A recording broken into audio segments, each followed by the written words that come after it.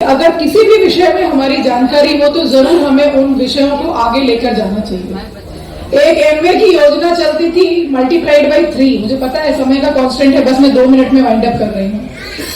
एक आदमी मेंबर बनता था, उसे 3 को बनाना होता था। अगर आज हम उसी चेन सिस्टम को यहाँ से शुरू कर दे कि जिस भी योजना के या जिस भी विषय को हम जानते हैं वो हमें कम से कम 3 लोगों को बताना है, तो शायद आज सरकार की कोई भी योजना ऐसी नहीं रहेगी जो धरातल पर पूरी तरह से नहीं। बहुत सारी चीजें ऐसी है जिन विषयों को हम जानते ही नहीं है। सरकार की बहुत सारी योजनाएं चलती हैं, बहुत सारे ऐसे छोटे छोटे ट्रीटमेंट्स हैं जिनको अगर आप अपने बच्चों को इनिशियल स्टेज में ही अगर उनका ट्रीटमेंट करा देंगे तो शायद वो बच्चे भविष्य में दिव्यांग होने से बच जाए।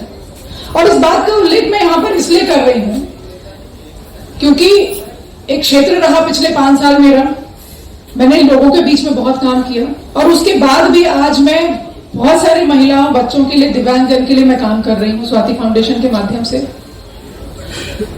मैंने अपने सरोजनी नगर में देखा है कि बहुत सारे बच्चे, जब मैं उनके संपर्क में आई, जो किन्हीं कारणों देख नहीं पा रहे थे और उस क्षेत्र के, उस गांव के लोग उन बच्चों को दृष्टिहीन, उन्होंने क्या किया, अरे ये तो अंधा है, अंधा है। जब मैंने डॉक्टर्स से दिखाया, एक हेल्थ कैंप लगवाया और उन बच्चों को जब मैंने दिखवाया तो पता चला कि छोटे छोटे से ऑपरेशन से उन बच्चों की रोशनी वापस आ सकती है। और मैंने कई लोगों से, जो मेरे परिवार के सदस्य थे, बहुत करीब लोग थे, उन लोगों से कहकर मैंने आज उन बच्चों की आंखों की रोशनी वापस आ गई। मेरे स्वयं के कुछ अभिन्न अंग भी यहाँ पर उपस्थित है, पीछे बैठे हुए हैं। अगर मैं उनका भी नाम नहीं लूंगी तो शायद मैं स्वयं ही अधूरी रह जाऊं। यहाँ पर अर्चना बैठी हुई है, हंस रही है पीछे मुंह छुपा करके। हमें अपने समाज के हर वर्ग का विकास करना है तो जरूरी है कि हम आप का उल्लेख जरूर करना चाहूंगी।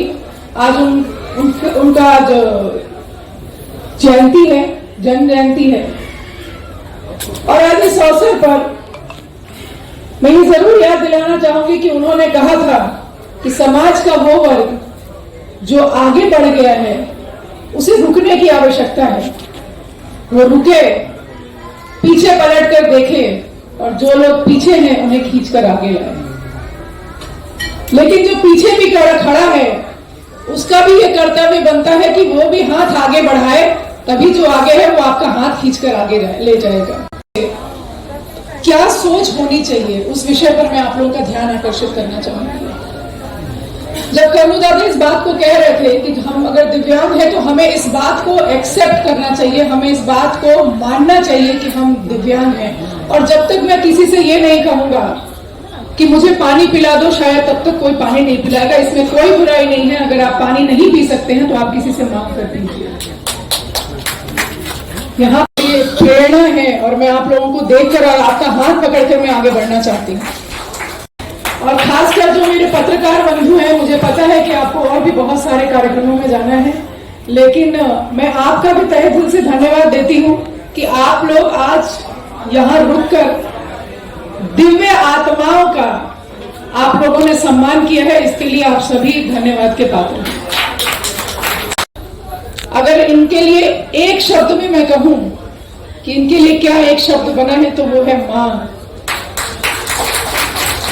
और वो इसलिए कि शायद इन्होंने इस मन से आप लोगों को नहीं बताया होगा, ये लाइफ इंश्योरेंस कॉर्पोरेशन में आप कार्यरत हैं और उसके बावजूद आपने देखा होगा कि किस तरीके से ये दिव्यांगजन के लिए काम करती हैं। इन्होंने बताया कि ट्रेनिंग सेंटर चलाती हैं और उन्होंने जो प्रेजेंटेशन दिया वो भी आप लोगों ने देखा होगा।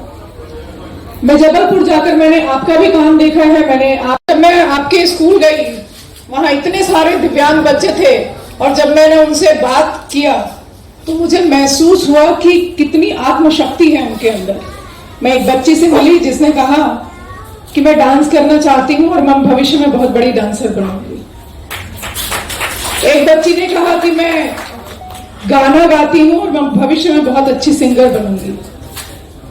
एक बच्चे ने कहा मैं सीए बनूंगा। ऐसे विविध प्रतिभा के धनी बच्चों से मैं वहां पर मिली। दिव्य दृष्टि, एक दिव्य आत्मा दिया है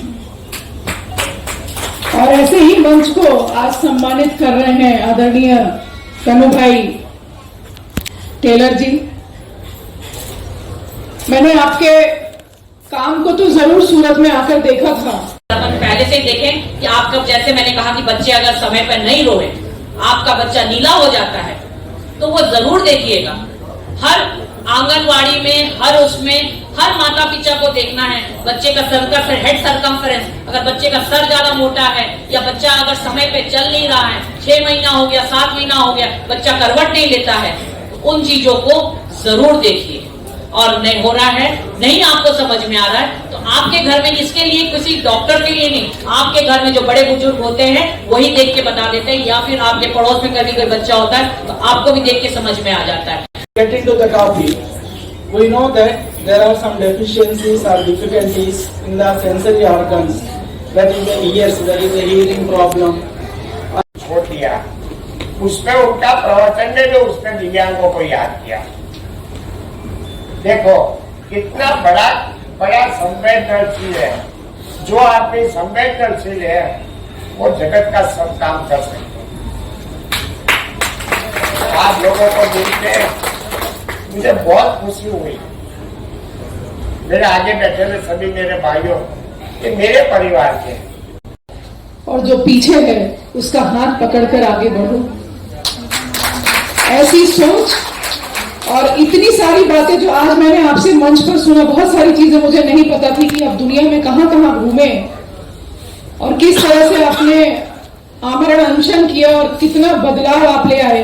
ऐसे में कन्नू दादा को प्रणाम करती हूँ। इस मंच पर उपस्थित और बहुत दूर से आई, मध्य प्रदेश से आई, जबलपुर से आई हुई मेरी बड़ी बहन, आज पंडित दीनदयाल उपाध्याय जी की जयंती है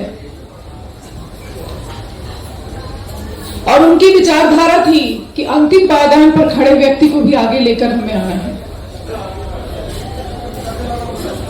लेकिन अंतिम पायदान पर खड़ा व्यक्ति तब आगे आएगा